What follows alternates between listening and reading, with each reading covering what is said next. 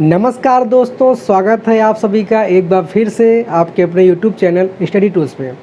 तो आज के इस वीडियो लेक्चर में हम लोग एक्सरसाइज 6.5 का क्वेश्चन नंबर 6 को सॉल्व करेंगे, जो कि दिया गया है कि एक समबाहु त्रिभुज की भुजा 2a है, उसके प्रत्येक शीर्ष लंब की लंबाई ज्ञात कीजिए। तो अभी तक आपने जो भी क्वेश्चन किया है वो प्रमेय की तरह था, मतलब कि थ्योरी था। आज के इस क्वेश्चन में हम जो थोड़ा न्यूमेरिकल चीज़ को प्रयोग करेंगे, कैसे उन प्रमेयों को प्रयोग करते हुए। तो आइए देखते हैं। पहले इसका हम एक चित्र बनाते हैं। जैसा क्वेश्चन में कहा गया है कि यह एक समबाहु त्रिभुज है, मतलब कि इसमें जो भी त्रिभुज की भुजाएं रहेंगी उनकी लंबाई, चौड़ाई और ऊंचाई सब क्या रहेगा कि बराबर रहेगा। तो हम इस तरीके का एक रफली बना लेते हैं।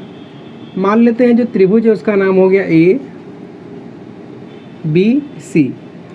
कह रहा है कि समबाहु त्रिभुज की प्रत्येक भुजा जो है 2a है, मतलब कि इसकी जो प्रत्येक साइड है उसकी लंबाई कितनी हो जाएगी, 2a हो जाएगी। ये भी 2a है, ये भी 2a है और ये भी 2a है। तो हमें इसमें ज्ञात क्या करना है कि प्रत्येक शीर्ष लंब की लंबाई। शीर्ष लंब का मतलब कि ये जो आप तीनों बिंदु देख रहे हैं, बिंदु B, बिंदु A, बिंदु C, इन सबको हम कहते हैं शीर्ष। तो इससे जब हम लंब डालेंगे तो हमें उसी लंब की लंबाई ज्ञात करनी है कि क्या होगी। ठीक है, तो मान लेते हैं ना जो शीर्ष लंब डाला वो D है। इस तरीके क्वेश्चन में केवल आपको चित्रानुसार सॉल्व करना है, लिखने की ज़रूरत नहीं है। तो ये हो गया। अब सॉल्व करने के लिए आप लिख लीजिए केवल क्या, प्रश्नानुसार। मतलब हम जो भी चीज़ का प्रयोग करेंगे वो प्रश्न के अनुसार ही करेंगे। तो इसको देखिए, क्योंकि हमको AD की लंबाई ज्ञात करना है और हमको केवल भुजा का मान पता है कि भाई सही भुजा क्या है, 2a2 है। तो इसके लिए पहले हम इन दोनों दो त्रिभुजों की बात करेंगे। कौन कौन सा? जो दो समकोण त्रिभुज बन रहे, एक बन रहा है ADB और एक बन रहा है ADC। देखिए इन तीनों को पहले हम सर्वांग सिद्ध करेंगे। तो यहाँ पे बात करते हैं त्रिभुज ADB तथा त्रिभुज ADC में। तो जब इन दोनों त्रिभुज में देखा जाए तो जैसा कि हम देख रहे हैं कि जैसे इधर का 90 डिग्री बना रहा है, क्यों? क्योंकि ये शीर्ष लंब है, तो ये भी तो 90 डिग्री बनेगा। तो इस तरीके से त्रिभुज ADB का कोण ADB बराबर हो जाएगा इधर के त्रिभुज का कोण ADC के, और दोनों क्या हो जाएंगे दोस्तों? तो दोनों है 90 डिग्री, मतलब कि समकोण है। तो पहला चीज़ क्या हम दिखा रहे हैं इसमें कि यहाँ पे कोण ADB बराबर है कोण ADC के। क्या है ये? तो ये है दोस्तों दोनों प्रत्येक 90 डिग्री है कि नहीं? प्रत्येक 90 डिग्री हो गया। और अब उसके बाद अगर हम बात करें, जैसा कि हम जान रहे हैं कि समबाहु त्रिभुज है और तीनों की भुजा दी है कितना, 2a। तो इस तरीके से ये वाली भी भुजा उतनी होगी और ये भी भुजा इतनी होगी। तो इस तरीके से त्रिभुज ADB का भुजा AB और त्रिभुज ADC का भुजा AC, ये क्या हो जाएगा? दोनों बराबर हैं किसके? 2a के हैं। क्वेश्चन में दिया गया है। ठीक है, या तो आप ये ना करके आप लिख दीजिए यहाँ पे कि दिया है, ये दिया है। दो चीज़ हो गया। अब तीसरा चीज़ आप देखेंगे तो आपके आँख के सामने है कि AD यहाँ पर भी है और AD यहाँ पर भी है। तो तीसरा चीज़ ये दिखा दीजिए कि क्या है भैया, कि यहाँ पर भी AD है और AD यहाँ पर भी है। तो ये क्या हो जाएगा? तो ये हो जाएगा उभयनिष्ठ। तो इस तरीके से हमने क्या दिखाया, एक हमने कोण दिखाया और दो भुजाएं दिखाएं।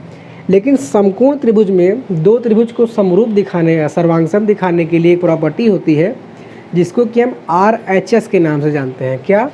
RHS, सर्वांग समता। तो क्या लिखेंगे? इसलिए RHS सर्वांग समता से, RHS सर्वांग समता से। अब R का मतलब क्या हुआ? तो R का मतलब हुआ राइट एंगल, मतलब कि समकोण, हमने पहले दिखाया। यच का मतलब हुआ हाइपोटेनियस, अर्थात कर्ण। तो देखिए ये दोनों, इन दोनों त्रिभुज के कर्ण ही ना है, साइड की भुजा है। और यस का मतलब हुआ साइड, मतलब कोई भी एक साइड आप ले लीजिए। तो हमने ये भुजा दिखा दी।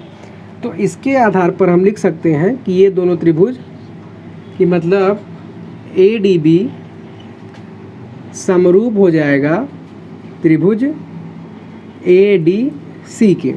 ठीक है। अब जब कोई दो त्रिभुज आपस में समरूप होते हैं तो उनके संगत भाग जो है क्या होते हैं दोस्तों, बराबर होते हैं। तो इस आधार पे हम कह सकते हैं कि त्रिभुज ADB का भुजा BD बराबर हो जाएगा ADC के भुजा DC के। ठीक है। तो यहाँ पर हम लिख सकते हैं, इसलिए यहाँ पर BD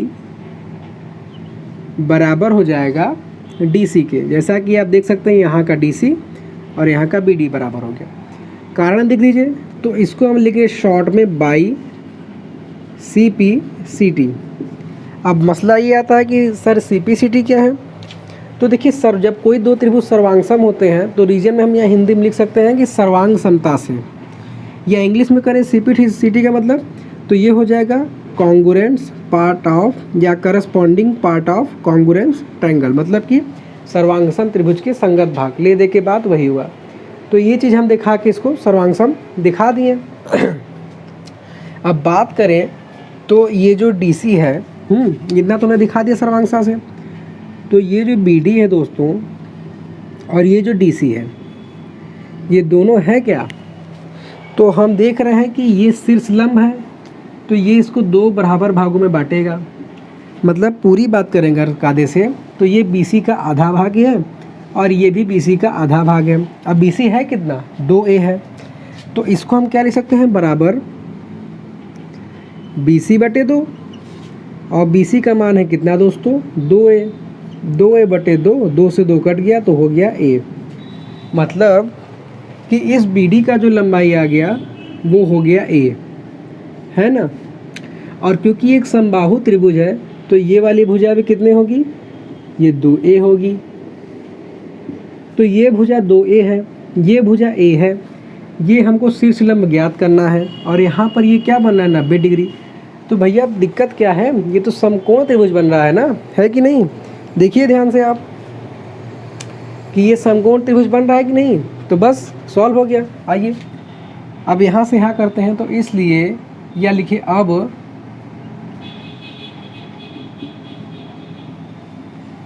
त्रिभुज ADB में, त्रिभुज ADB में जो कि एक समकोण त्रिभुज है, तो हम जानते हैं पाइथागोरस प्रमेय बराबर क्या होता है कि कर्ण का वर्ग बराबर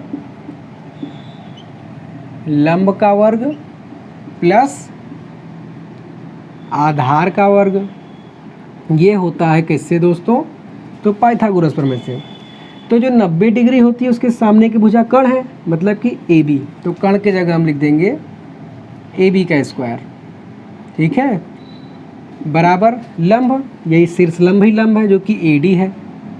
तो यहाँ पर हो जाएगा AD का स्क्वायर और आधार हो गया ये BD। तो ये हो जाएगा BD का स्क्वायर। अब जब मान रखेंगे तो AB कितना है, 2A है। तो ये हो जाएगा 2A का स्क्वायर बराबर AD का तो मान ही पता करना है, तो इसको छेड़ ही नहीं सकते, प्लस BD का मान है स्मॉल a। तो ये हो जाएगा A और ये स्क्वायर है तो स्क्वायर। अब जब 2A का स्क्वायर करेंगे तो ये हो जाएगा 4A स्क्वायर। और यहाँ पर A प्लस में दिया है ना, ये बराबर के जब घूम के इस साइड आएगा तो ये हो जाएगा माइनस का A स्क्वायर बराबर AD स्क्वायर। अब 4A स्क्वायर है और ये केवल A के स्क्वायर है, तो 4 में से एक घट के ये हो जाएगा 3A स्क्वायर बराबर AD का स्क्वायर। अब क्योंकि देखिए दोनों साइड जो है क्या दिया है, स्क्वायर दिया है, तो हम दोनों पक्षों का करणी ले लेते हैं। मतलब इधर भी करणी ले लेते हैं और इधर भी करणी ले लेते हैं। तो करणी लेने से होगा क्या कि ये स्क्वायर ख़त्म होकर केवल बचेगा AD। ठीक है, अब इन दोनों का जब अलग अलग करणी लेंगे तो A के ऊपर स्क्वायर है तो ये केवल A बच जाएगा, लेकिन 3 का तो करणी होता नहीं, तो ये आ जाएगा करणी में 3। तो इस तरीके से AD का जो मान हो गया करणी में 3 ए हो गया। ठीक है दोस्तों, और इस तरीके से हमारा क्वेश्चन नंबर 6 सॉल्व हो जाता है। तो आशा करता हूँ दोस्तों कि बताया गया सवाल आपको समझ में आया होगा। ठीक है, हमने कुछ नहीं किया, पहले हमने इसको सर्वांग समता दिखा के आधार का मान ज्ञात कर लिया, फिर समकोण त्रिभुज के पाइथागोरस में से इस मान निकाल लिया। तो आशा करता हूँ दोस्तों कि ये सवाल आपको समझ में आया होगा। तो अपने सुझाव को आप प्लीज़ जो है कमेंट के माध्यम से साझा कीजिएगा कि आपको इसमें पसंद मतलब सवाल समझ में आया कि नहीं आया, तो उसी हिसाब से हम सुधार करेंगे। और प्लीज़ अपने दोस्तों को शेयर कीजिएगा, और आपने चैनल को सब्सक्राइब नहीं किया है तो नए वीडियो से अपडेट करने के लिए सब्सक्राइब कर लीजिएगा। सो थैंक्स फॉर वॉचिंग, धन्यवाद।